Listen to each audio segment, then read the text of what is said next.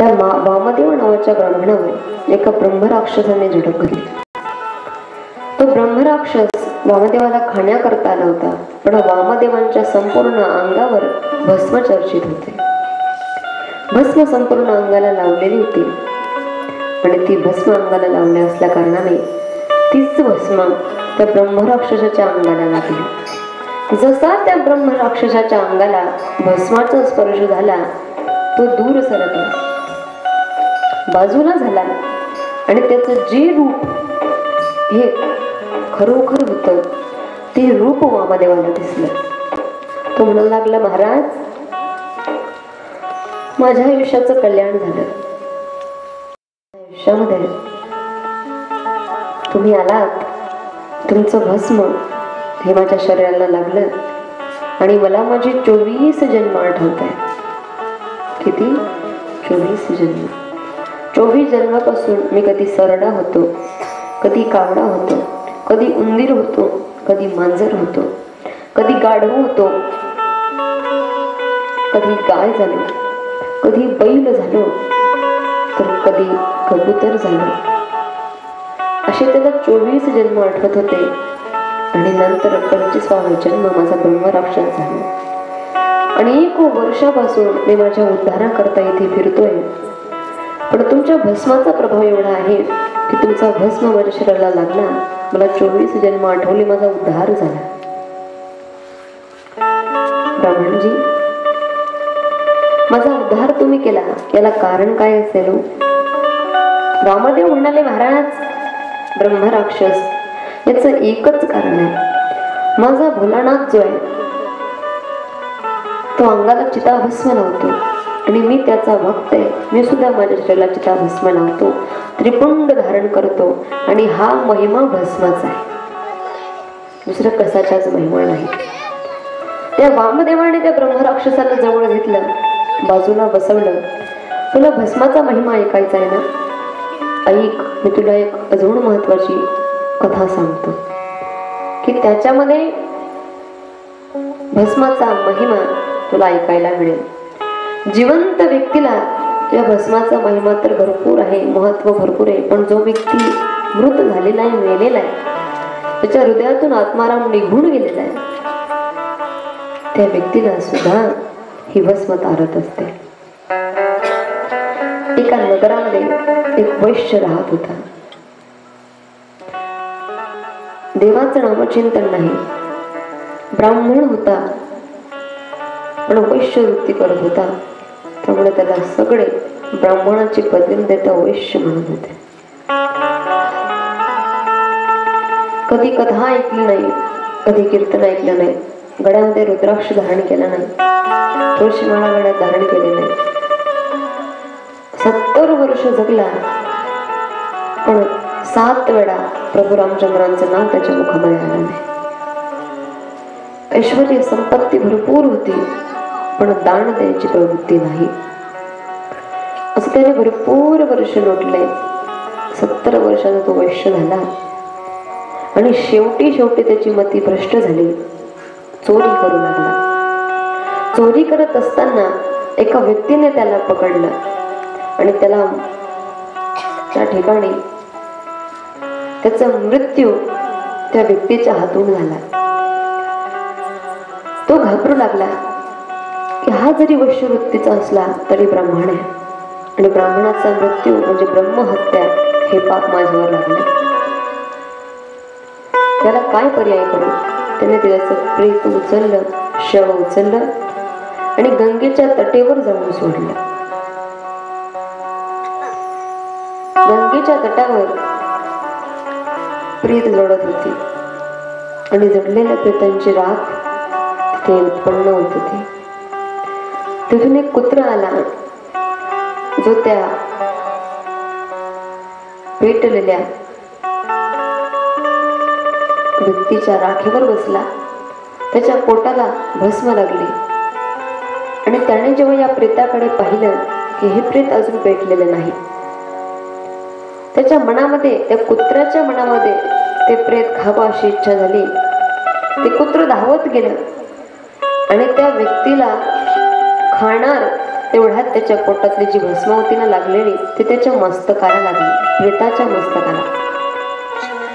प्रेताच्या मस्तकाला लागल्यानंतर त्याचा जो सूक्ष्म जीव होता आत्मा, तो आत्मा यमपुरीला यमदूत नेत होते. अनेक यातना त्याला करत होते.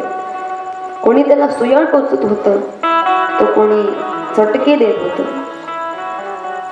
कोणी पायांना धगधगता अंगार बांधत होतं, तर कोणी केस जाळत होतं. त्याच्या सूक्ष्म शरीराला, त्याच्या आत्म्याला यमदूत त्रास देत होते. आणि त्याच मार्गाने भगवान शिवाचे शिवगण हे जात होते. जात असताना त्यांनी पाहिलं, अरे याच्या मस्तकावर त्रिपुंड आहे, मस्तकाला भस्म लावलेली आहे. ताई, ही कथा निर्गुण ऐका बरं. या त्रिपुंडाचं काय महत्व आहे, या भस्माचं काय महत्व आहे, हे सांगण्याकरता ही कथा तुम्हाला आवर्जून ऐकायची. ऐका. याच्या कपाडाला भस्म लागलेलं आहे आणि महादेवांनी ऑर्डर सोडलेली आहे. ज्या व्यक्तीच्या अंगावर भस्म आहे, ज्याच्या गळ्यात पवित्र रुद्राक्ष आहे, त्याला यमदूत घेऊन जाऊ शकत नाही. त्याला घेण्याकरता माझे शिवदूत येतील आणि कैलासावर त्याला नेतील. पण माझ्या प्रभूंनी दिलेलं वाक्य हा व्यक्ती पाळत नाही, यमदूत पाळत नाही. त्यांना राग आला. त्यांनी त्यांचा तो आत्मा, त्या प्रेताचा आत्मा ओढून नेला. तुम्ही या आत्म्याच्या अधिकारी नाहीत, याच्या मस्तकाला भस्म आहे, तुम्ही घेऊन जाऊ शकत नाही. ओढलं त्या आत्म्याला आणि महादेवाकडे गेलं. आणि त्यावेळेस महादेव सांगतात की कळत ना कळत जरी तुमच्या मस्तकाला त्रिपुंड असेल, कळत ना कळत तुमच्या अंगाला भस्म लागलेली असेल आणि त्याच दिवशी जर का तुमचा श्वास बंद झाला, तुम्हाला मृत्यूची प्राप्ती झाली, की तुम्हाला घेण्याकरता यमदूत येणार, शिवदूत घेण्याकरता येते. म्हणून विनंती, भस्म प्रत्यक्षाला त्रिपुंड येताना सगळ्यांनी आपल्या मस्तकावर त्रिपुंड. भगवान महादेवाला सांगायचे, भजनात तुमच्यासारखा उदार तुम्ही बनू शकत नाही, पण तुमची भक्ती करता यावी करायची.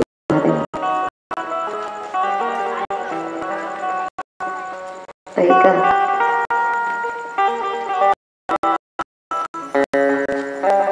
भोलेनाथाकडे दया, माझ्यावर दया करा, मी तुमच्याच भरोसे बसलेलो आहे. ही गोष्ट त्याला सांगितली ना, भोलेनाथ धावून येतो. फक्त माझ्यावर दया करा, हे त्यांना सांगावं लागतं. आपण एका सुंदर भजनामध्ये काय ऐकणार आहोत.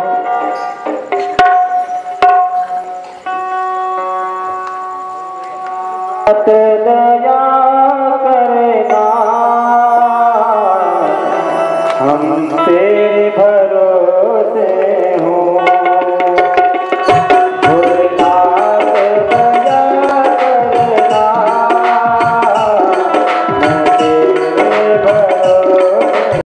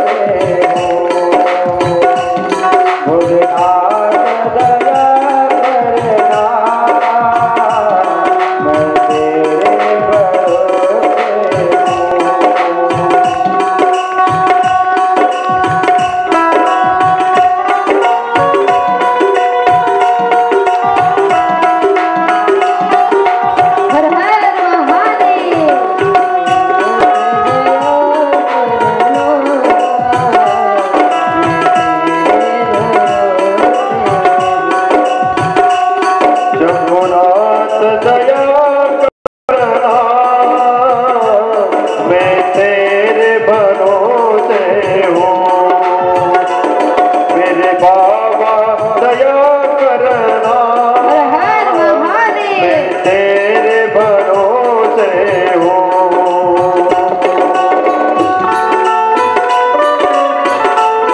जय हो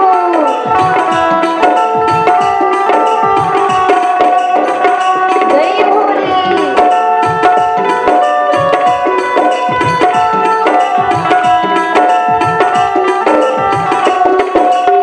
हो ना घर के भरोसे हूँ जय हो ना परिवार के भरोसे हूँ कोणी नाही घर के भरोसे हूँ ना परिवार के भरोसे हूँ बाबा दया कर हर हर महादेव तेरे भरोसे हूँ भोलेनाथ दया करना मैं तेरे भरोसे हूँ आनंद घ्यायचा जागेवर उभे राहून भोले बाबाला प्रार्थना करायची आणि आनंद घ्यायचा भजनाचा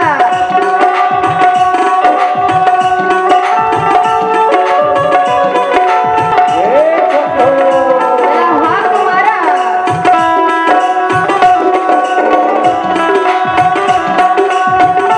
जय हो श्री शिवाय नमस्तुभ्यं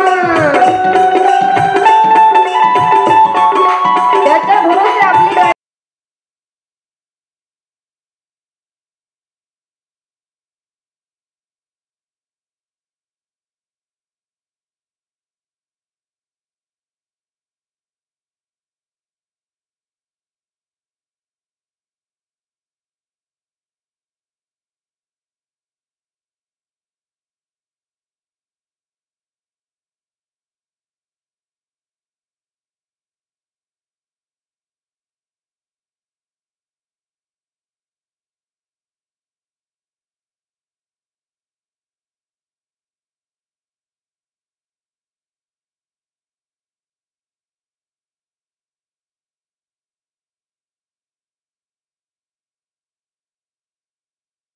मैं तेरे भरोसे हूँ भोलेनाथ दया करना तेरे भरोसे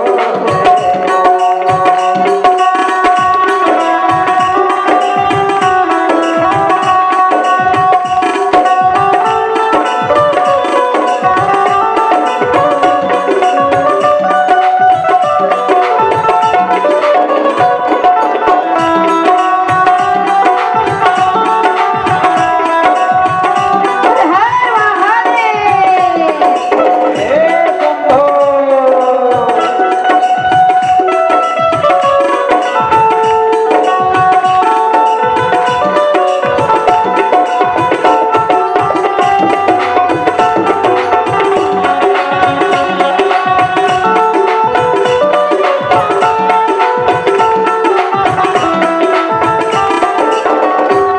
सारे जग ने ठुकराया बहुत ठुकराया सारे जग ने ठुकराया बाबा तुमने मुझे ठुकराया सारे जग ने ठुकराया एक तुम्हें संभाला सारे जग ने ठुकराया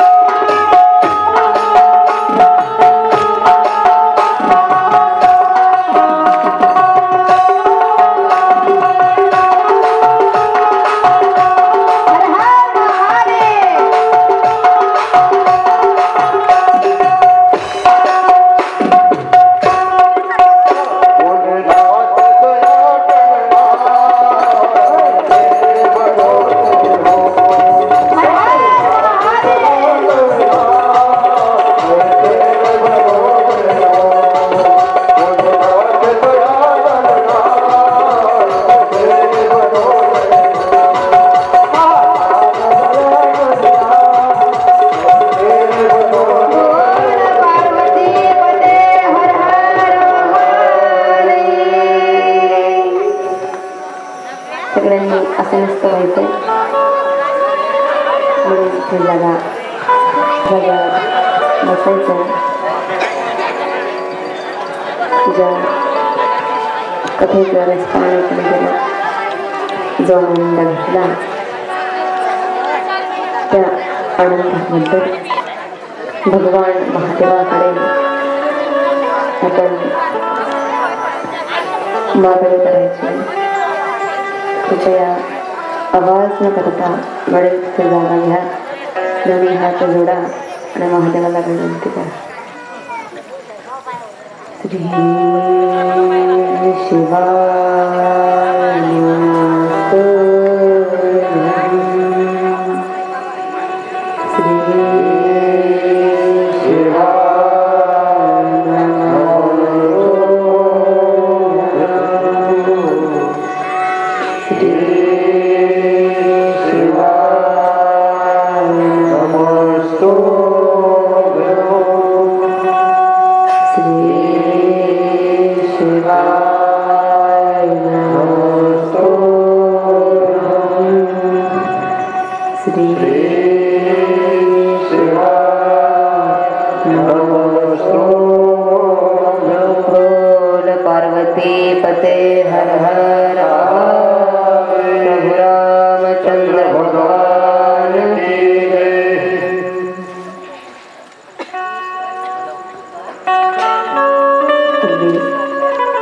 सुंदर प्रकारे आपण या भजनाचा आनंद घेतला.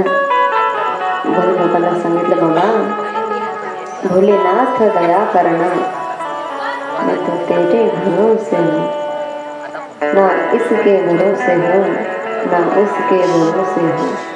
शंभुनाथ दया करना, मैं तेरे भरोसे हूँ. बघा, मला फक्त तुझीच आस आहे. मला माहिती आहे दुसरं कोणी धावून येणार नाही, पण तू हकेला धावून येतोस. भोलानाथ, तू धावून यावास, बस एवढीच अपेक्षा माझी. अतिशय सुंदर प्रकारे आपण आनंद घेतला, म्हणून स्वतः करता एकदा जोरदार टाळ्या वाजवून या मंडळीने एवढं सुंदर प्रकारे भजन गायलं, एकदा या मंडळी करता सुद्धा जोरदार टाळ्या वाजवल्या.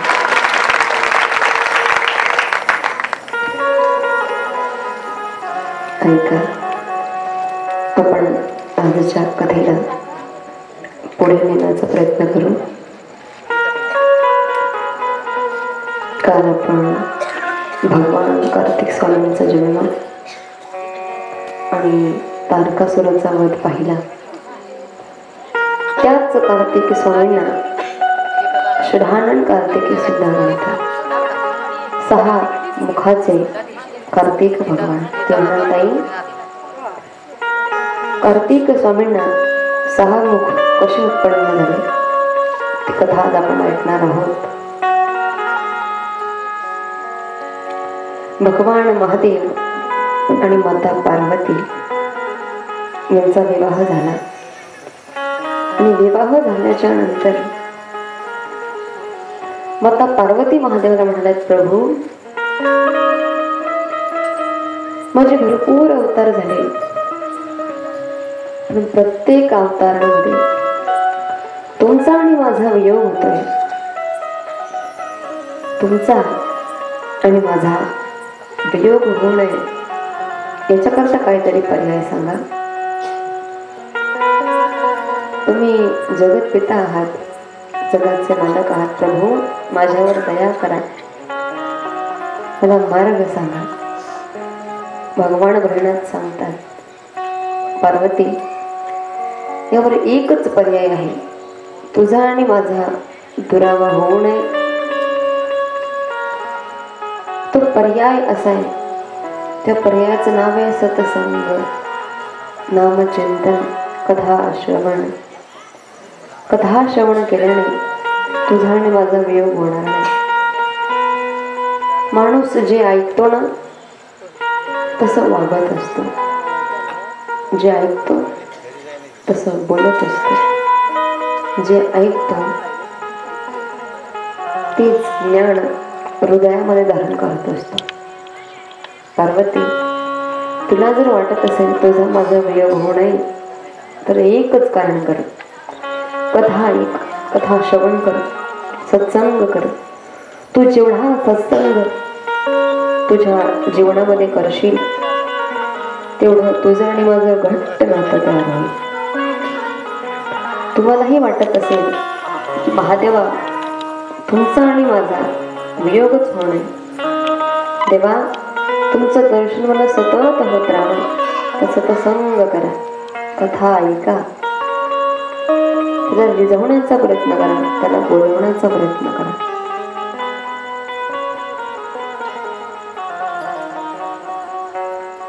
चांगलं शिकण्याकरता, चांगलं ऐकण्याकरता, चांगलं वागण्याकरता खूप प्रयत्न करावे लागतात. पण हे जे विकार आहेत ना ताई, हे स्वतःमध्ये आणण्याकरता प्रयत्न करावे लागत नाही. कसं?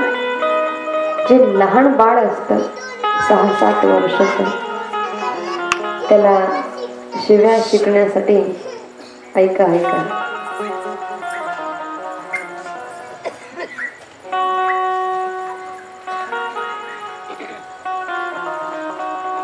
इकडे लक्ष द्या.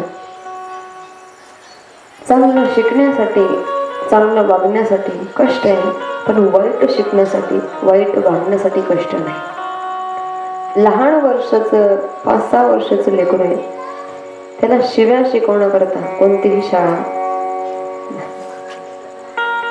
वाईट गोष्टी शिकवण्याकरता कोणतीही कॉलेज नाही.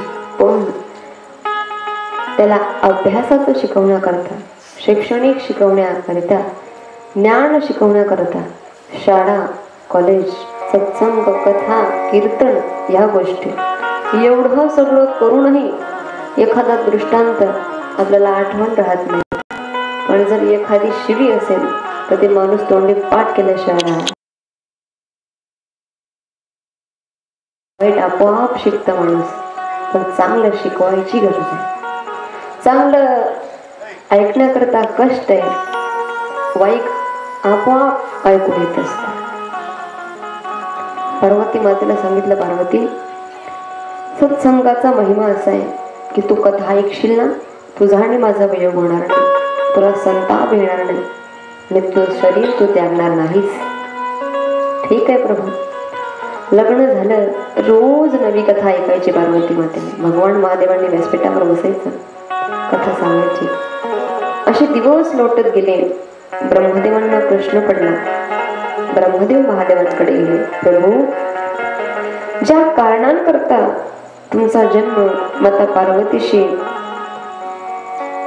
ज्या कारणांकरता पार्वतीचा जन्म झाला, ज्या कारणांकरता तुमचा जन्म झाला आणि तुमचं लग्न पार्वतीशी लावून दिलं, ते कारण बाजूलाच राहिलंय आणि तुम्ही रोज कथा करताय, रोज कीर्तन करताय. तो तारकासूर नावाचा राक्षस आम्हाला त्रास देतोय. स्वर्गातील देवांना सडव का पडव करून सोडलेलं आहे. घास घेतो तर चिंता आहे कधी हा तारकासूर वार करेल. डोळे लावतो तर चिंता आहे कधी हा तारकासूर वार करेल. प्रभू तुमच्या उदरी येणारा बाळ हेच तारकासुराचा वध करू शकेल, पण तुम्ही तर कथा कीर्तन करताय. आमची इच्छा कधी पूर्ण करणार? कधी तुमच्या उदरी पुत्र जन्माला येणार? महादेवांनी ऐकलं आणि म्हणाले, जर का तुमचं कल्याण व्हावं आणि तुम्हाला पुत्र हवा असेल, माझा शिवपुत्र तुम्हाला हवा असेल आणि या कारणाने तुम्ही माझं आणि पार्वतीचं लग्न करून दिलेलं असेल, तर तुमची संकल्पना चुकीची. तुम्ही ही चूक केली. कारण ही जी पार्वती आहे ना, ही सर्वसामान्य स्त्री नाही, ही आदिमाया आहे, जगत जननी आहे, ब्रह्म चित्खला आहे. ही सर्वसामान्य स्त्रीसारखी गर्भधारणा करू शकत नाही. ही तुम्ही चूक केली. मग आता काय करायचं प्रभू? असू द्या, झालेली चूक तुमची तुम्ही मान्य केली. तुम्हाला जर का शिवपुत्र हवा असेल तुम्ही तो नक्की देण्याचा प्रयत्न करेल. पण हा शिवपुत्र हा माता पार्वतीच्या गर्भातून जन्म घेणारा नाही. तारकासुराचा वधा करता शिवपुत्र पाहिजे ना, तो मी तुम्हाला आणून देईल. तुम्ही उत्पन्न करण्याचा प्रयत्न करेल, पण एक कार्य तुम्हाला करावं लागेल. म्हणले कोणतं?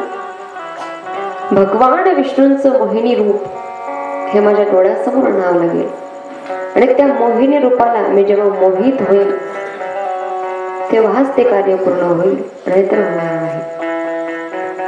ब्रह्मदेव धावत विष्णू भगवानांकडे गेले. विनंत्या करतात. श्री अनंता मधुसूदना पद्मनाभा नारायण जगत व्यापका जनार्दन आनंदगणा विनाश. भगवान विष्णू शेषावर झोपलेले. विष्णू उठले. ब्रह्मदेवांनी विनंती केली, हे अनंता, हे मधुसूदना, हे केशवा, हे माधवा, जगाचं कल्याण व्हावं याच्याकरता तुम्हाला मोहिनी रूप, मोहिनी अवतार धारण करायचा आहे. विष्णू भगवानांनी होकार दिला. सृष्टीचा भार, सृष्टीचं पालन करण्याचं कर्तव्य माझं आहे. मी नक्कीच अवतार घेईन. आणि भगवान विष्णूंनी मोहिनी अवतार धारण केला. तो मोहिनी अवतार आज आपण आपल्या डोळ्यांनी पाहणार आहोत. त्या मोहिनी अवताराची झाकी आपल्यापर्यंत येणार आहे. तोपर्यंत आपण सुंदर भजन करायचं आहे.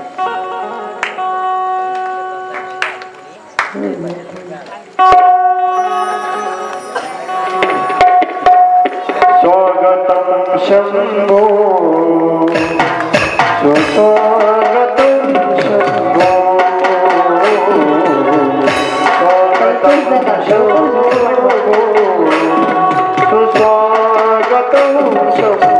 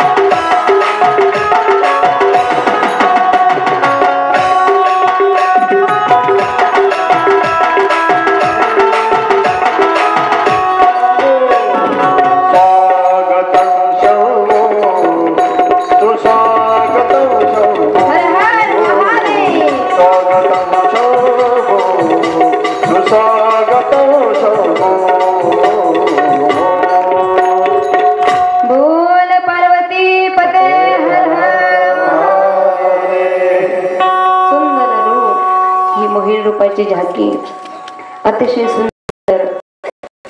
नाव मोहिनी, तसं ही सुंदर झाकी तयार झाली. त्या झाकी करता जोरदार टाळ्या झाल्या पाहिजे. साक्षात विष्णूचं रूप या झाकी रूपामध्ये आपल्याला पाहायला मिळतंय. भगवान विष्णूंनी मोहिनी रूप धारण केले आणि ते मोहिनी रूपाला पाहून ज्यांनी काम जाणला ना असणारे भगवान भोलेनाथ त्यांना काम उत्पन्न झाला. माता मोहिनी म्हणजे साक्षात विष्णू भगवान पुढे पडतायत आणि त्या मोहिनी अवताराच्या मागे भोलेनाथ पडतायत.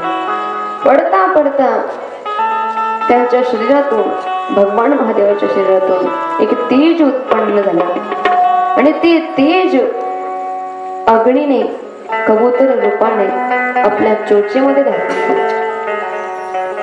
ते तेज एवढं उग्र होतं की भगवान अग्निदेवांना त्या कबुतराला त्रास होऊ लागला. चोचीमध्ये ते तेज पकडलंय, त्रास होतोय आणि त्रास होत असताना त्या चोचीतली जी गरड होती, जे तेज होतं, त्याने हिमालय पर्वतावर गंगा नदीच्या पात्रामध्ये त्याची गरड ओकली आणि ती गरड गंगा मातेच्या पात्रामध्ये जाऊन पडली. गंगा मातेच्या पात्रामध्ये ती गरुड जाऊन पडले आणि गंगा गर्भवती राहिली.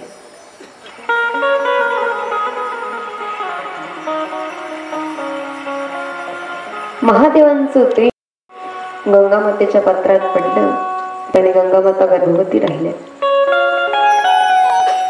भगवान महादेवांनी इकडे समस्त देवतांना बोलवलं आणि सांगितलं, बघा अगदी अल्प कालावधीमध्ये तारकासुराचा वध करण्याकरता माझा पुत्र जन्म घेणार आहे.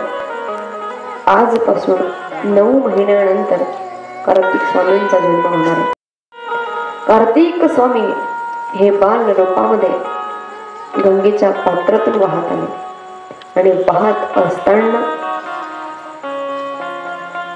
त्याच गंगेच्या तटावर ऋषी पत्न्या, त्यांचं नाव होतं कृतिका. या कृतिका असलेल्या 6 ऋषी पत्न्या हे माता गंगेची नामचिंतन, गंगेची आरती करत होत्या, गंगेचं पूजन करत होत्या. का? कारण त्यांच्या उदरी संतान नव्हती. गंगा मैया पवित्र आहे आणि गंगा मैयाचं नामचिंतन केल्याने नक्कीच आमचं दुःख हरण होणार ही अपेक्षा त्या कृतिकांना होती. कारण गंगेचं महत्व एवढं अपार आहे. आपण कालच पाहिलं, भगवान महादेवांच्या जटेतून गंगा भूमीवर आली. त्या गंगेचं महत्व अनन्यसाधारण आहे. वाची स्मरता गंगा गंगा सकळ दोष धाती भंगा. सकाळी उठल्यावर अंगावर पाणी घेतलं, गंगा नाव म्हटलं ना, सगळे पाप धुतले जातात. नुसतं नाव म्हटल्यावर, गंगा नाम मुखाने म्हटल्यावर सगळे पाप धुतले जातात. ती गंगा मैया तिच्या पात्रातून कार्तिक स्वामी वाहत येत आहेत. या 6 ऋषीपत्न्या गंगा मैयाला प्रार्थना करतायत, आई तुला आईचं काळीज आहे, तू उदार आहे. एकच अपेक्षा आहे तुझ्याकडे,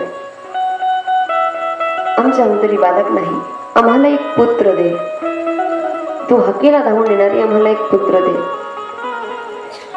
आता गंगा मैयाच्या पात्रातून कार्तिक स्वामी वाहत येत होते. ते वाहणारं बाळ त्या कृतिकांनी पाहिलं, आनंद झाला.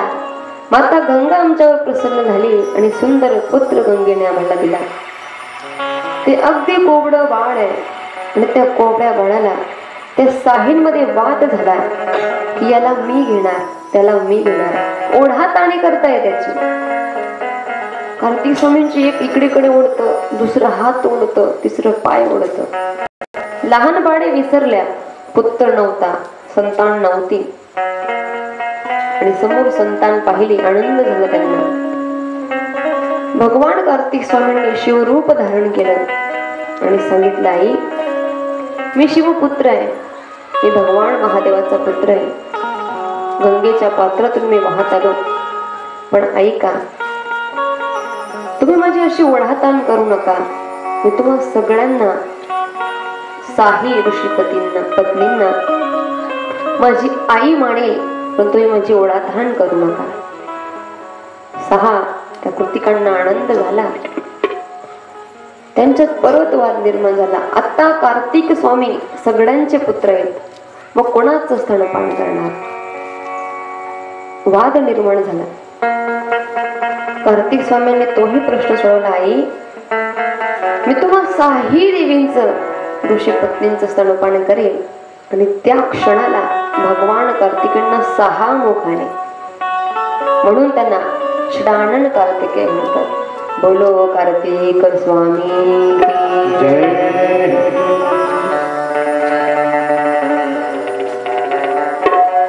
कार्तिक स्वामींचा अवतार षडानन कार्तिकेय म्हणून 6 मुखाचा, म्हणून षडानन कार्तिकेय असं नाव त्यांना झालं. त्यांनी आईंना वचन दिलं, आई मी 6 महिने तुमच्याकडे राहील आणि 3 वर्षाचा कालावधी माझा पूर्ण करेल आणि तेव्हा कैलासावर जाईल.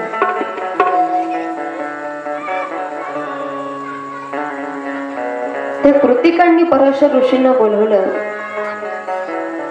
आणि कार्तिक स्वामी यांचं नामकरण करायचं ठरवलं. हा जो बालक आहे, हा जो शिवपुत्र आहे, हा गंगेच्या पात्रातून वाहत आलेला आहे, याचं नाव काय ठेवायचं? पराशर ऋषींनी सांगितलं, या पुत्राने तुम्हाला आई मानलंय, तुम्ही कृतिका आहात आणि कृतिकांना आई मानलं, म्हणून या मुलाचं नाव कार्तिक असेल. त्या मुलाचं नाव कार्तिक ठेवलं. कार्तिक महिन्यामध्ये जो व्यक्ती गंगेची आंघोळ करतात, त्या व्यक्तीच्या जीवनाचा उद्धार होत असतो.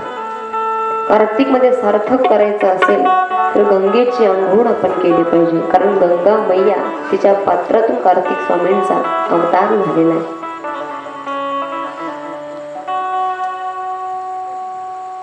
अवतार झाले असताना हळूहळू कार्तिक स्वामी मोठे होऊ लागले आणि इकडे माता पार्वतीला प्रश्न पडला. पार्वतीला भेटण्याकरता नारद महर्षी आले. नारद महर्षींनी सांगितलं, काय करताय माता?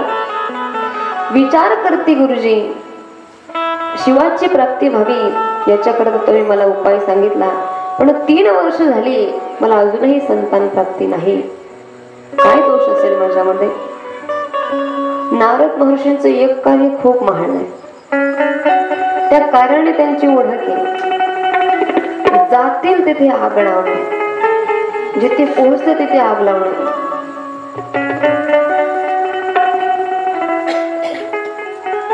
हे काम नारद महर्षींचं आहे.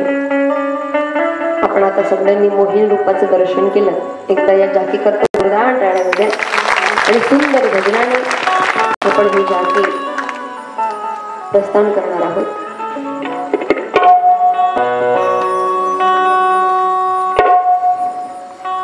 बम भोले शंकर गले में नाग भयंकर. बम भोले जाऊ शकतात मोहिनी. गले में नाग भयंकर.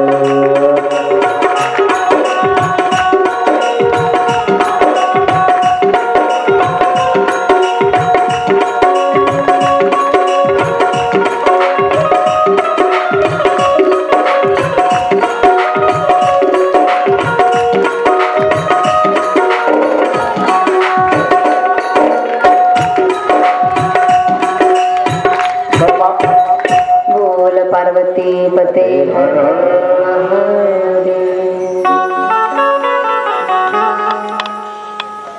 नारद महर्षी कैलासावर पोहोचले आणि कैलासावर पोहोचल्याच्या नंतर माता पार्वतीने विचारलं, प्रभू गुरुजी, मी आई कधी होणार आहे? प्रत्येक स्त्रीला अपेक्षा असते की आईचं सुख मला प्राप्त झालं पाहिजे. भगवान महादेवांच्या पत्नी नारद महर्षी म्हणाले, आई आता त्यांचं कावळ आग लावणं, आगीचा गोळा टाकणं आणि दूर होणं, तुम्ही आई होणार का नाही याची शाश्वती मला नाही, पण भगवान महादेव वडील झाले हे मी तुम्हाला सांगू शकतो. काय म्हणाले? तुम्ही आई होणार का नाही ही दूरची गोष्ट आहे, पण भगवान महादेव पप्पा झाले, वडील झाले.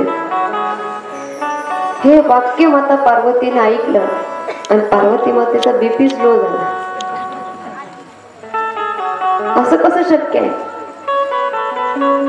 कळेल ना, सगळं शरीर अगदी गळून गेलं. खाली बसल्या माता पार्वती डोक्याला हात लावला. असं कसं शक्य आहे? येऊ द्या म्हणले घरी. आता विचारते त्यांना. सांगू, आपलं सुद्धा कधी कधी पार्वती मातेसारखं होतं. एखाद्याने एखादी गोष्ट सांगितली की लगेच आपला बीपी लो होतो. आपल्याला वाईट वाटतं, अरे मी एवढा वाईट आहे का, एवढी वाईट आहे का? पण सांगू तुम्हाला, या जगाचा नियमच आहे नाव ठेवणं. जगाचा जन्मसिद्ध अधिकार नाव ठेवणं. एखाद्याने चांगलं केलं की त्याला नाव ठेवणार, वाईट केलं तरी नावच ठेवणार. अगदी दानशूर असेल, दान करत असेल कथेमध्ये, तर लगेच म्हणतात याचा 2 नंबरचा पैसा आहे म्हणून हा उजळतो. आणि एखादा जर का दान करण्यासाठी थोडं हिचकिच करत असेल तर लगेच म्हणतात हा कंजूस आहे, त्यामुळे हा दान करत नाही. जगाचा नियम असतो आहे नाव ठेवणं. मला सांगा बरं, ही नाव ठेवणं ही गोष्ट आपल्याकरता काही विशेष नाही. कसं जन्माला आलो या भूमीवर, सगळ्यात अगोदर आपल्याला काय ठेवलं गेलं? हो बचत गट. काय ठेवलं गेलं? नाव. मग एवढं विशेष का नाव ठेवणं? जगाचा अधिकारच येतो नाव ठेवणं. तो चांगल्यालाही नाव ठेवत असते, जग वाईट आहे नाव ठेवत असते. पण कोणाची निंदा, चुगली, चाळी, कोणी आपल्याला वाईट म्हणत असेल, कोणी आपल्याला वाईट सांगत असेल ना, तिला सांगा बाई जय हरी, जा तुझ्या घरी, परत येऊ नको माझ्या घरी. चुकीचं सांगायला माझ्या घरी येऊ नको, माझे कान भरू नको. आपले कान हे कचऱ्याचा बॉक्स नसले पाहिजे. कोणीही आलं निंदा आपल्या कानात टाकली म्हणजे कचरा आपल्या कानात भरला गेला. आपले कान आहे ना, हे कसे असले पाहिजे सांगू? हे गुलाबाच्या फुलासारखे असले पाहिजे. या कानामध्ये सतत सुगंध दरवळला पाहिजे, हरी नामाचा सुगंध दरवळला पाहिजे, देवाच्या नामचिंतनाचा. आपले कान ही कचऱ्याचा डब्बा नको पाहिजे. कोणी आलं कचरा टाकायला, तिला हात जोडा बाई, चहा पी, लवकर घरी जा, माझ्या कानामध्ये कचरा टाकू नको, निंदा टाकू नको माझ्या कानात. आपलं कसं आहे, माणूस आहे ना, कथा कीर्तन ठोक लावून ऐकत नाही, पण एखाद्याची चुकली असेल ते अगदी मन लावून ऐकत. काय ग बाई, पुढे काय झालं, मग काय केलं तिने, कोणती साडी घालून आली होती ती, असा हा माणूस आहे. अशी पूजा केली का तिने? हो बाई, पैठणीच घातली तिने, नतच घातली तिने. अशी माणसाची बुद्धी. चांगला माणूस पटकन ऐकत नाही, पण चुकीचं बारकाईने ऐकतं. काही काही लोकांना सवय असते गरड ओतण्याची, अग्नी ओतण्याची. पूर्ण मुद्दा सांगत नाही. नारद महर्षींनी पूर्ण मुद्दा सांगितला नाही, फक्त एवढंच सांगितलं, पार्वती माता तुम्ही आई होणार का नाही हे मला माहिती नाही, पण भगवान महादेव वडील झालेत, पप्पा झालेत ते. मातेला प्रश्न पडला. सांगू तुम्हाला, जर कोणी आपली निंदा करत असेल ना, त्या निंदेला झटकायला शिका. ज्याला निंदा झटकता येते ना, तो लवकर वर येत असतो. एक शेतकरी दादा होता बरं का, आणि त्या शेतकरी दादाकडे एक बैल होता, म्हातारा झालेला बैल होता. तो बैल एकदा विहिरीमध्ये पडला. कोरडी विहीर आहे, त्या विहिरीमध्ये तो बैल जाऊन पडला. आजूबाजूचे गावातले लोक आले, म्हणे अरे रावसाहेब, तुझा बैल पडला ना विहिरीमध्ये, काढ त्याला. हा म्हणे मी तर बैल काही काढत नाही आता. का? म्हातारा झालेला आहे तो, त्याच्याकडून काम होत नाही आता. त्याला काढण्याकरता मला 10-15 हजार रुपये खर्च येईल. आणि त्यांना विकून सुद्धा माझ्याकडे तेवढा पैसा येणार नाही. रावते म्हणले आता तो वायाच गेलेला आहे, म्हातारा झालेला आहे, पडू दे त्याला त्याच्यामध्ये. अरे पण तो मरल ना, मेल्यानंतर त्याची दुर्गंधी सुटेल, अख्ख्या गावामध्ये त्याचा दुर्गंध पसरेल, मग काय करायचं. म्हणे असं करा, त्या बैलावर तुम्ही ना कचरा टाका. घरातला जेवढा कचरा आहे, गावातला जेवढा कचरा आहे तेवढा कचरा त्या बैलावर टाका, म्हणजे तो बैल खाली दाबला जाईल. आणि दाबला गेल्याच्या नंतर त्याचा दुर्गंध हा बाहेर पसरणार नाही. तुम्हाला एवढी चिंता आहे ना त्या बैलाची, घरातून आणा कचरा आणि टाका त्याच्यामध्ये. त्या लोकांनी विचार केला, हा रावसाहेब काय ऐकायला तयार नाही, आपण कचरा आणूया. गावातल्या सगळ्या लोकांनी घरातला कचरा बाहेर काढला आणि त्या विहिरीमध्ये टाकला. आता कोणताही पशु असू द्या, कोणतंही जनावर असू द्या, कोणताही गोठ्यात बांधलेला प्राणी असू द्या, त्या प्राणीला अंगावर पडलेली कोणतीही गोष्ट सहन होत नाही, तो झटकत राहतो. बरोबर आहे ना. बैलाच्या अंगावर जर काही एखादी गोष्ट टाकली की तो झटकत राहतो, गाईच्या अंगावर टाकलेलं झटकत राहतो. गावातल्या लोकांनी त्या बैलाच्या अंगावर कचरा टाकला. जसा कचरा अंगावर पडायचा हा तो कचरा झटकायचा आणि त्या कचऱ्यावर उभा राहायचा. कचरा अंगावर पडला, कचरा झटकायचा, त्या कचऱ्यावर उभा राहायचा. असं करता करता करता अर्धी विहीर भरली, पण ते बैल काय खाली दाबला गेला नाही, तो कचऱ्याचा वर चढायचा, कारण त्याला सवय होती कचरा झटकण्याची. लोकांनी विचार केला, अर्धी विहीर भरली पण हा काही दाबला जात नाही. त्यांनी अजून कचरा आणायची सुरुवात केली. ट्राल्याच्या ट्राल्या कचरा त्याच्यावर ओतला जायचा, पण तो बैल हुशार होता. अंगावर कचरा पडला की कचरा झटकायचा आणि त्याच कचऱ्यावर उभा राहायचा. असं करता करता ती विहीर तुडुंब भरली कचऱ्याने. बैल हळूहळू वर आला आणि विहिरीतून बाहेर निघाला, मालकाच्या दिशेने धावत गेला. मालकाने लगेच तो बैल घेतला आणि पेरणी करता जपून घेतला. आता या कथेतून काय शिकायचं आपल्याला. समाजाचा नियम आहे, जगाचा नियम आहे, कचरा टाकणे, निंदा करणे. ती निंदा ज्याला झटकता येते तो सगळ्यात मोठा व्यक्ती. त्या बैलाचं कर्तृत्व पहा. अंगावर कचरा पडतोय, तो झटकतोय, त्याच कचऱ्यावर उभा राहतोय. निंदा होत असेल ना, चांगलं कार्य करतोय आपण, देवाचं भजन करतोय, लोक निंदा करतायत, तो कचरा झटकायचा आणि त्याच कचऱ्यावर उभं राहून पुढे जात राहायचं, प्रगती करायची आपली.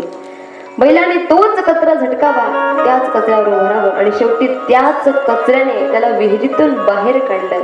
तसं जो व्यक्ती सहन करतो, निंदा झटकत राहतो, एकदा तीच निंदा त्याचं कल्याण करत असते, ही गोष्ट विसरू नका. तुम्ही जीवन जगत असताना निंदेला घाबरायचं नाही, झटकत राहा तिला. जेवढं झटकणार निंदेला तेवढी माणसाची प्रगती, जेवढं तिला दूर करत राहणार ना तेवढी माणसाची प्रगती. या जगाचा नियम आहे महाराज. आपण यशाचं शिखर जर का गाठायचं असेल ना तर कधी कधी काट्यांच्या रस्त्यावरही चालावं लागतं. जर का स्वतःचं कल्याण करायचं असेल तर कधी कधी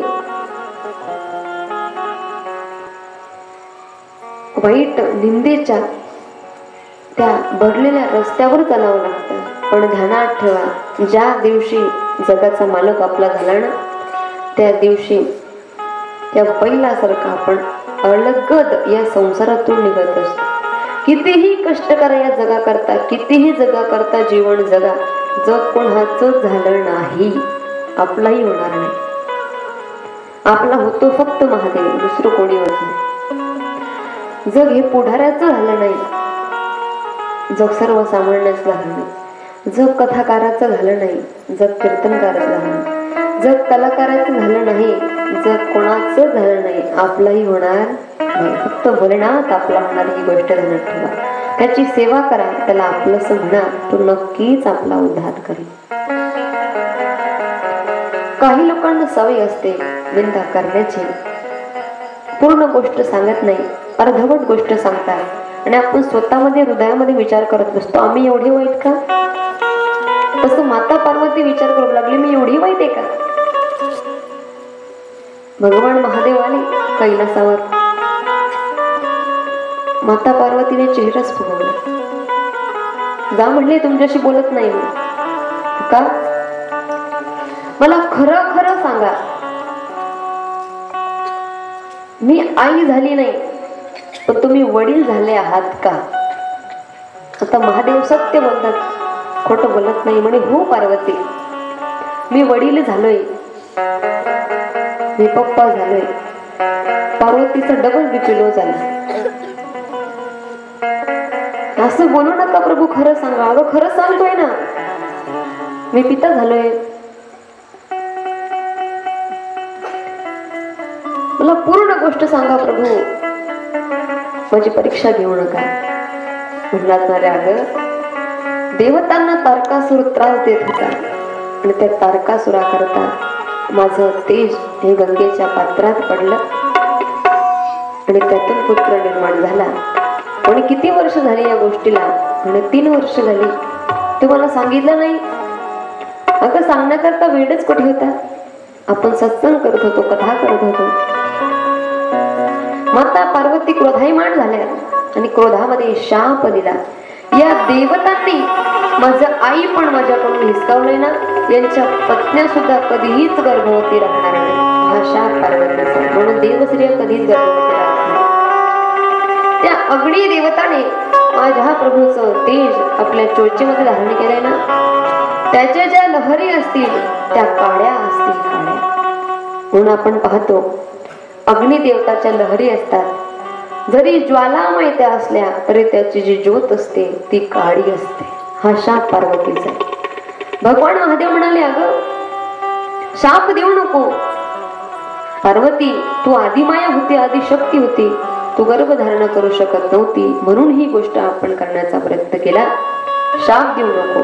पार्वतीला चूक ध्यानात आली. तू ह्याच रागामध्ये अग्निकुंडात उडी घेतली होती आणि पर्वत तुला जन्म घ्यावा लागला. अशी चूक करू नको. तुझा संताप शांत कर. पार्वती शांत झाल्या आणि पार्वती मातेने देवश्रियांना उशाप दिला. जरी यांच्या उदरी बाळ जन्म घेणार नाही, पण हे माणस पुत्र निर्माण करू शकतात. हा उशाप दिला.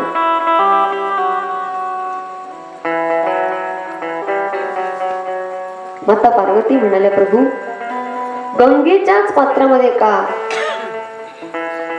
आपला पुत्र जन्माला आला? आणि पार्वती, तू कोणाची मुलगी आहे? पण हिमालयाची, पर्वताची मुलगी आहे, म्हणून तुझं नाव पार्वती. हिमालयाची मुलगी. आणि त्याच हिमालय पर्वतावरून गंगा नावाची नदी वाहत असते. ती सुद्धा हिमालयाचीच मुलगी. ही तुझीच बहीण आहे गंगा. अगं तुझ्या तपस्या अगोदर गंगेने माझी तपस्या केली होती, पण मी तिच्या हाकेला धावून गेलो नाही. आणि ती जेव्हा माझ्या जटेमध्ये धारण झाली भगीरथ राजा करता, तेव्हा ती खाली येत नव्हती. तिने माझ्याकडून 2 वरदान मागितले होते. प्रभू, तुम्ही मला तुमची मानसपत्री म्हणून स्वीकारा, आणि दुसरा वरदान, तुमचा पहिला पुत्र माझ्या उदरी जन्माला आला पाहिजे, हे वरदान मला. तेव्हाच माता गंगा भूमीवर आली होती. पार्वतीने ऐकलं, क्रोध शांत झाला. अगं या गंगेने भरपूर उपासना केली आणि म्हणून भगीरथ राजा करता मला 2 वरदान तिला द्यावे लागले. तेव्हा भगीरथाच्या पुरोतांचा उद्धार झाला. पार्वती, हा तुझाच मुलगा आहे, ही गंगा आहे ना, ही तुझीच बहीण आहे. पार्वतीला मोह उत्पन्न झाला, आईची माया उत्पन्न झाली. आणि प्रभू, मला माझा कार्तिक स्वामी पाहायचा आहे. ज्या नारद महर्षींनी माता पार्वतीकडे चिणग्या लावल्या होत्या, तेच नारद महर्षी कार्तिक स्वामींना घेऊन आले. जेव्हा माणसाची प्रगती होते ना, तेव्हा ज्यांनी निंदा केली ते माणसाकडे धाबवत येत असतात. नारद महर्षींनी आग ओतण्याचा प्रयत्न केला होता, तेच नारद महर्षी कार्तिक स्वामींना घेऊन आले. पाहिलं कार्तिक स्वामींना व ते आनंद झाला. तिथे त्यांचा नामकरण सोहळाही झाला. जन्मोत्सव साजरा करण्यात आला. देवी देवतांनी त्यांना आभूषण दिले. प्रत्येक देवता काहीतरी भेट देत आहेत. माता पार्वतींनी त्यांना अभय वर दिलं. तुम्ही सृष्टीमध्ये स्वामी म्हणून ओळखले जाणार अशी पदवी त्यांना दिली. आणि पुढे तारकासुराचा वध त्या कार्तिक स्वामींनी केला. आपण कालच्या कथेमध्ये ऐकले.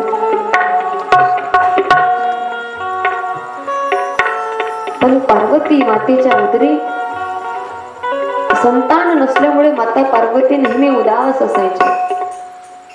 काय करावं, मला संतान नाही. एक दिवस अंघोळ करत असताना माता पार्वतीने विचार केला की मला सुद्धा माझा कोणी असावा. तर पार्वती मातेने आपल्या मळापासून एक सुंदर बालक तयार केला आणि त्या बाळाचं नाव गणेश ठेवलं. त्या बालकाला सांगितलं मी जोपर्यंत अंघोळ करून येत नाही तोपर्यंत तू दारावर उभा राहा. तू प्रवेशद्वारावर उभा राहा. कोणाला आत येऊ द्यायचं नाही. कोणी जरी असलं तरी आत येऊ द्यायचं. माता पार्वती महालामध्ये गणेश भगवान द्वारपाल म्हणून बाहेर उभे आहेत. आता नंदी अगोदर माता पार्वतीला भेटण्याकरता आले. गणेश भगवान त्यांना ओळखत नाही. घोर युद्ध झालं. नंदीला मारलं. नंदी धावत महादेवांकडे गेले. प्रभू, कोणीतरी द्वारपाल आपल्या द्वारावर उभा आहे. तो कोणाला मध्ये जाऊ देत नाही. म्हणे असं मला मारलं त्या द्वारपालाने. माझ्या नंदीला मारलं. महादेव धावत आले. महादेव क्रोधायमान झाले. दोघांचं युद्ध झालं आणि चुकून महादेवांकडून त्या गणेशाच्या जे शीश आहे ना ते बाजून झालं. दहाड दिवशी गणेश भगवान खाली पडले. माता पार्वती पर्यंत तो आवाज गेला. पार्वती धावत आले. रडू लागल्या, प्रभू ही काय चुकी केली तुम्ही. हा माझा पुत्र होता. त्याचा प्राण तुम्ही घेतला. चामुंडाचा अवतार माता पार्वतीने घेतला. दिसेल त्याला संपवत, दिसेल त्याला संपवत. त्याच्या हृदयावर पाय ठेवून माता पार्वती क्रोधायमान झालेल्या आहेत. आई सगळं सहन करते पण आपल्या लेकराला त्रास सहन करत नाही. आई झाल्या होत्या ना माता पार्वती. सगळं सहन झालं पण आपल्या लेकराचा त्रास सहन झाला नाही. शेवटी हा त्राहिमाम सांडावा, हा त्राहिमाम संपावा याच्याकरता स्वतः भगवान महादेव पार्वतीच्या पायाखाली निद्रिस्त झाले. पार्वतीने खाली पाहिलं आणि योग्य रूपामध्ये आले. प्रभू, मला माझा पुत्र पाहिजे.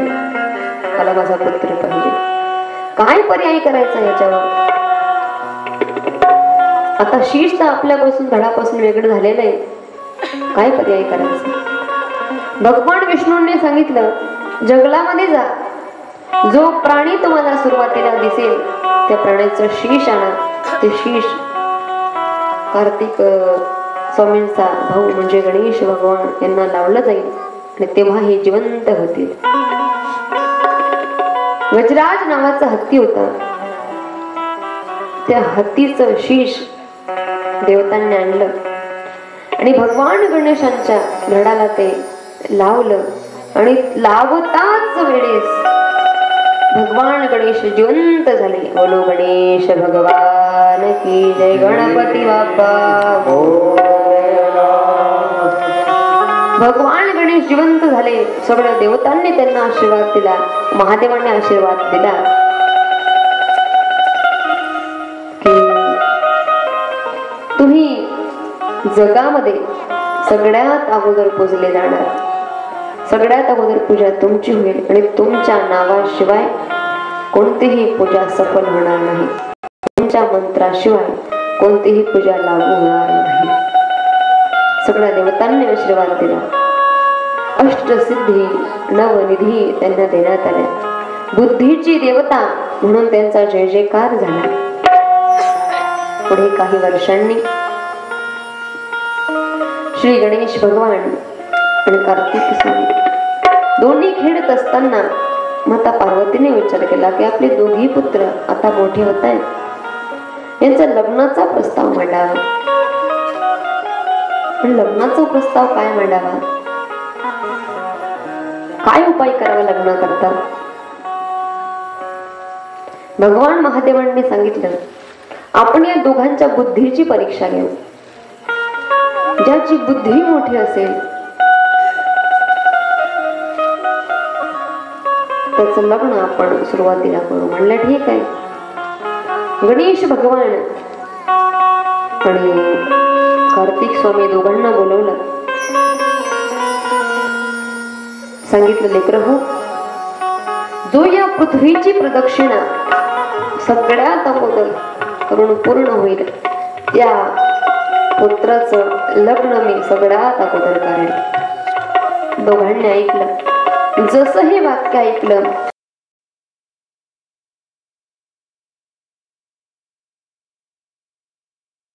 कार्तिक स्वामी निघून गेले.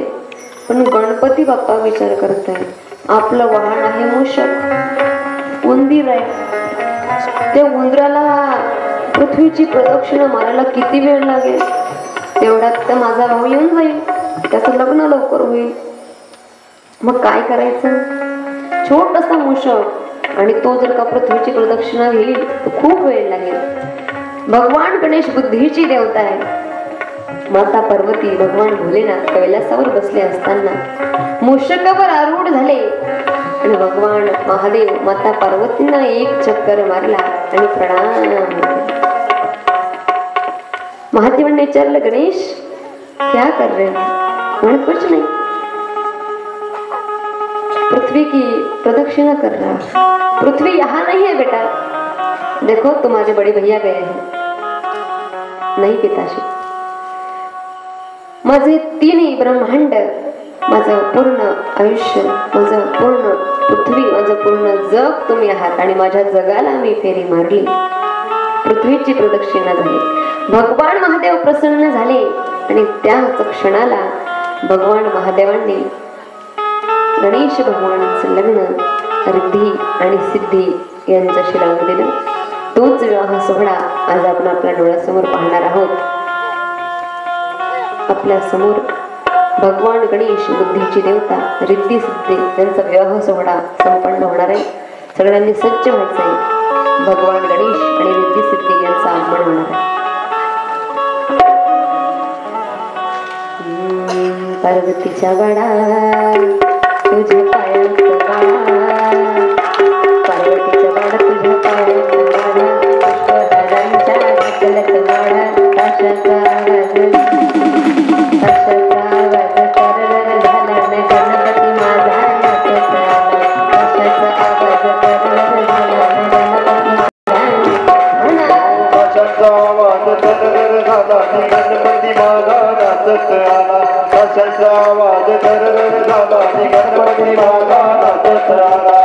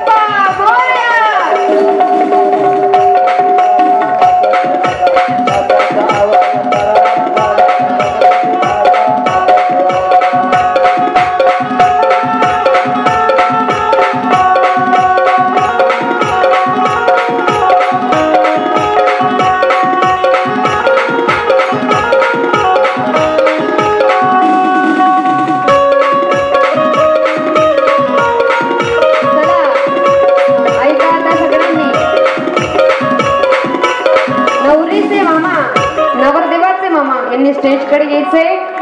लग्नाचा प्रसंग आपण पाहणार आहोत. ऐका कृपया. गणपती बाप्पाच्या लग्नाचे लाडू हे प्रत्येकाने आनंदाने सेवन करायचे.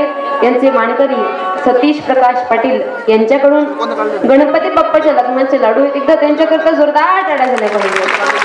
चला, नवरीचे मामा नवरदेवाचे मामा स्टेजवर या. गणपती बाप्पाला त्या दिशेने उभं करा. त्या दिशेने उभं करा. कल्पेश दादा व्यवस्थित उभं करून द्या. इकडे गणपती बाप्पा, इकडे रिद्धी सिद्धी. हो मामाने आय राहिले का? आय राहिले काय मामा?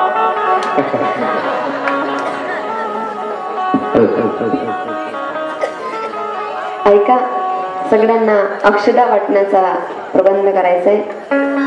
फुलांच्या पाकळ्या द्या.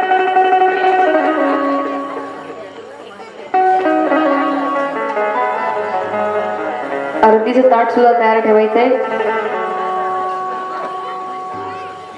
साक्षात बुद्धीची देवता भगवान गणेश यांचा लग्न सोहळा येथे पार पडणार आहे. गणेश भगवान थोडे छोटे आपले बर का. ते कसं बुद्धीचे देवता होते ना, लवकर बुद्धी धारण केली म्हणून रिद्धी सिद्धी.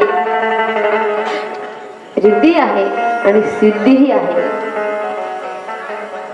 त्यांचा लग्न उत्सव आपण पाहणार आहोत. दीप प्रज्वलित करून द्या त्यांच्याकडे. आरती करू द्या अगोदर. 2 वाजता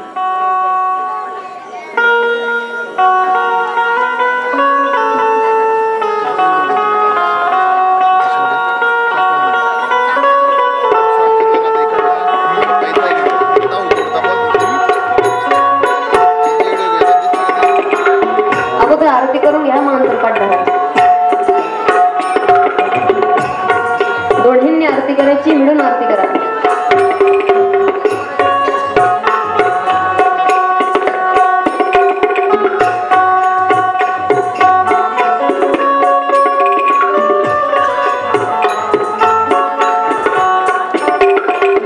ऐका, आता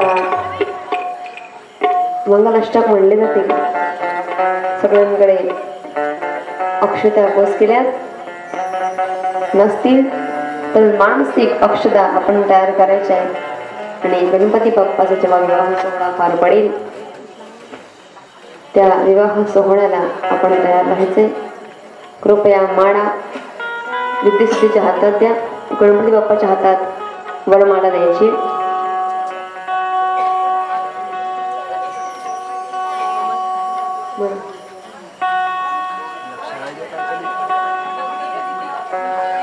स्वस्ति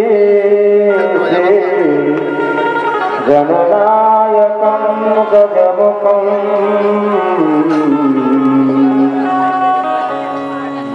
मोरेश्वरं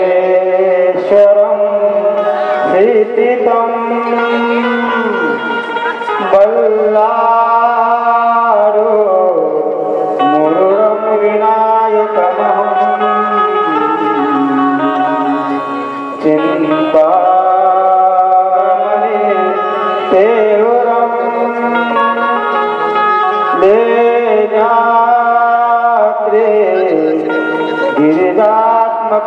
सुरवरं विघ्नेश्वरं मोजरं ग्रामे राजन संस्थिते विजयातमं कुर्यात् सदा मंगलं गंगा सिंधु सरस्वती च यमुना गोदावरी नर्मदा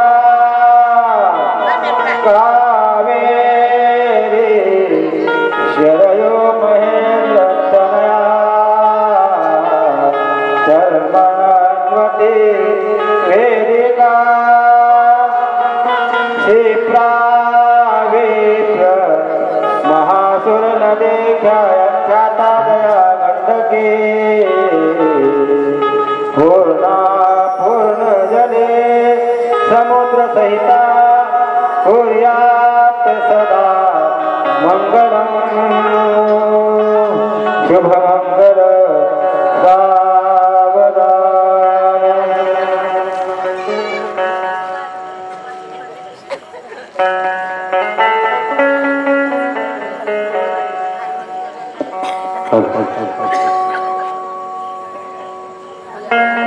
गंगा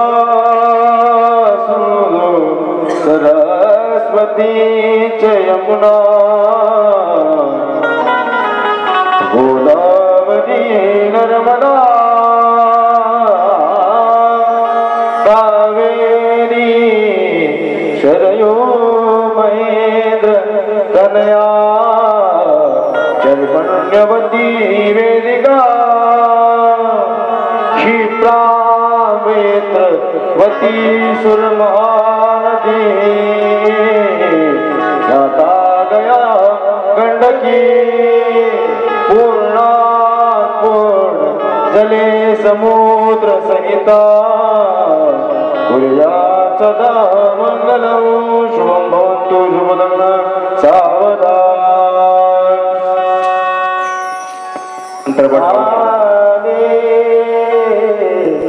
लग्नगते समीपनवरा घेरोनिया वागरा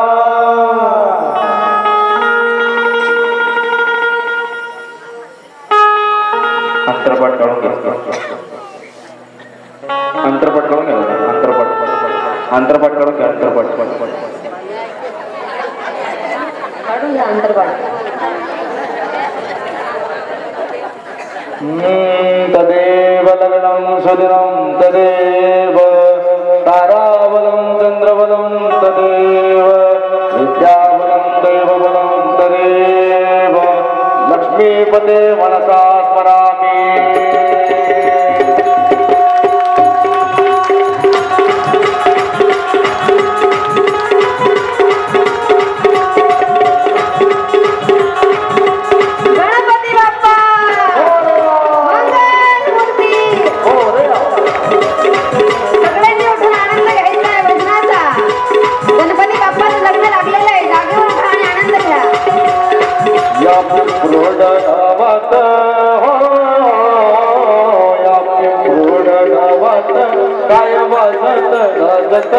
काय वाजत गाजत सोन्याचं सोन्याचं सोन्याचं सोन्याचं सोन्याचं वासिंग नदी नगे वाजत सोन्याचं वासिंग नदी नगे वाजत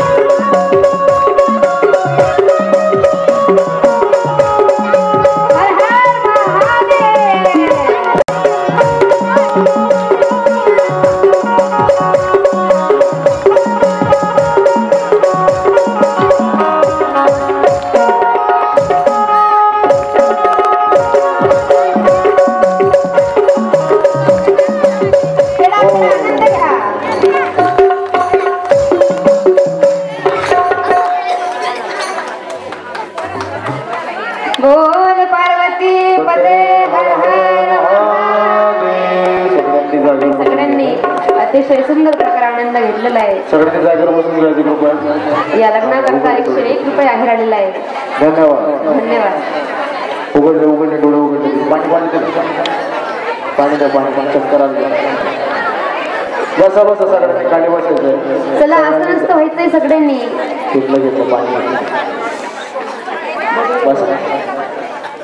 नमः शिवाय. ओम नमः शिवाय. हर हर भोले नमः शिवाय. ओम नमः शिवाय. ओम नमः शिवाय. हर हर भोले नमः शिवाय. ओम नमः शिवाय. ओम नमः शिवाय. हर हर भोले नमः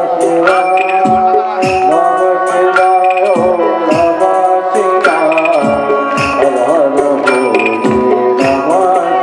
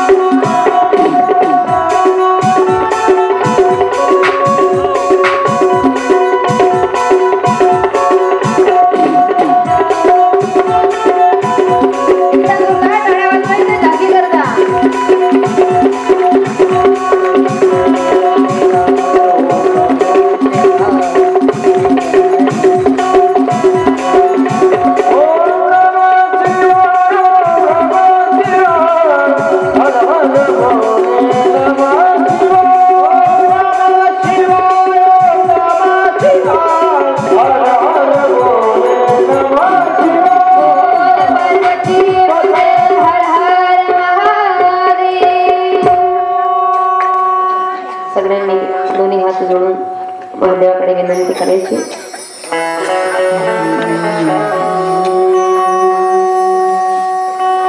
श्री शिवा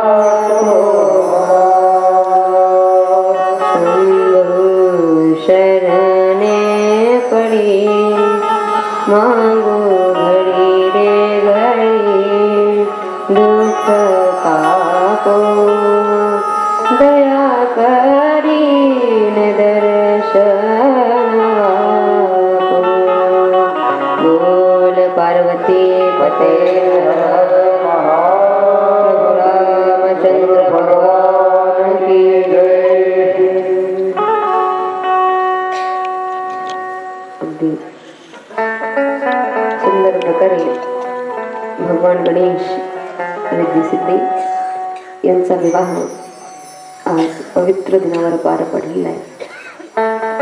आणि का उद्या श्रीरामनवमी भगवान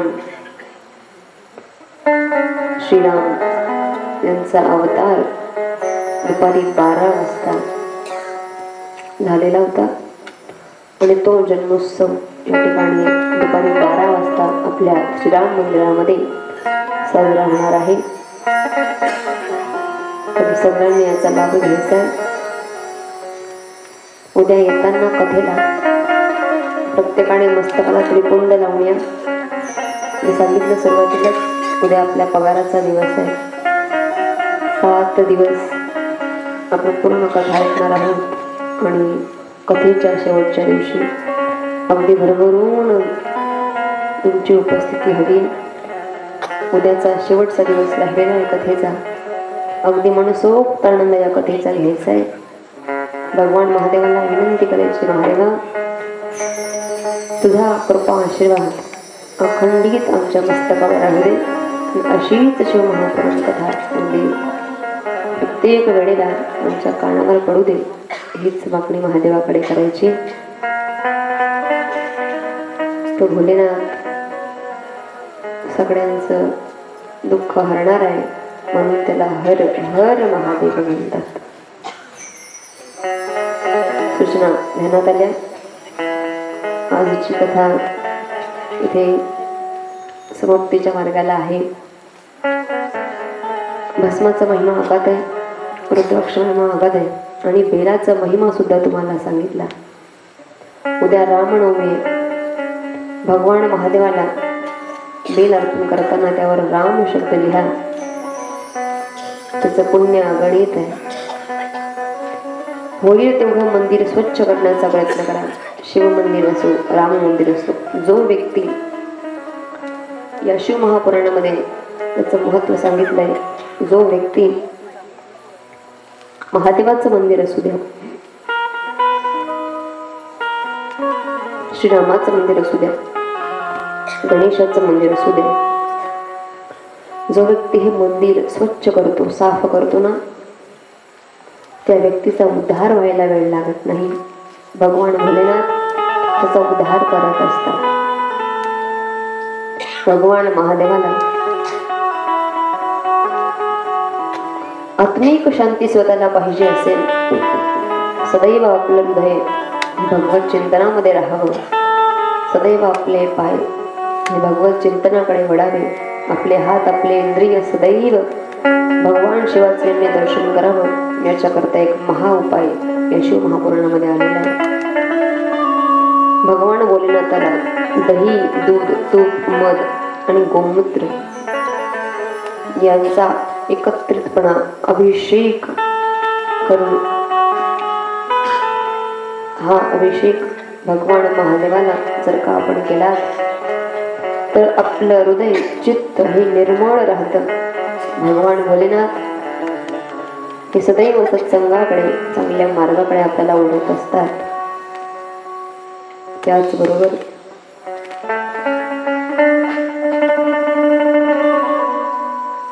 मी कालही तुम्हाला सांगितलं होतं की आपल्याकडे रुद्राक्ष आलेले आहेत. त्यांना रुद्राक्ष घ्यायचे असतील ते घेऊन जाऊ शकतात.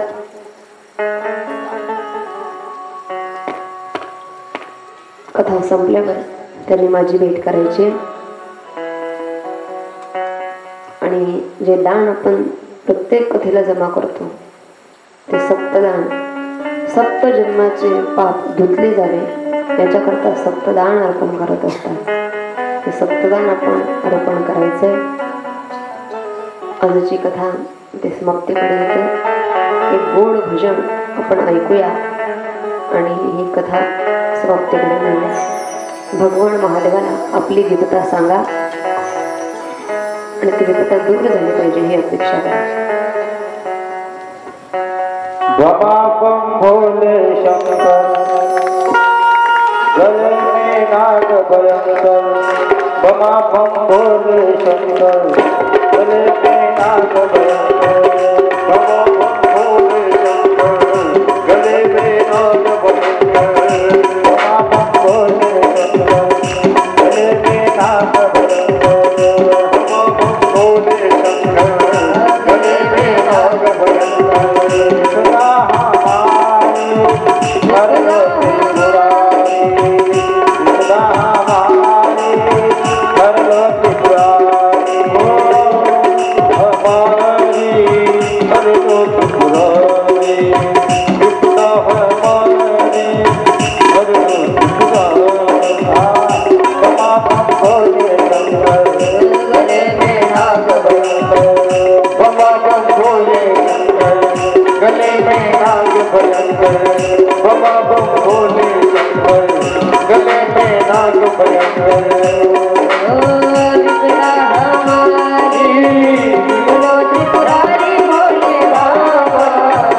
Bye.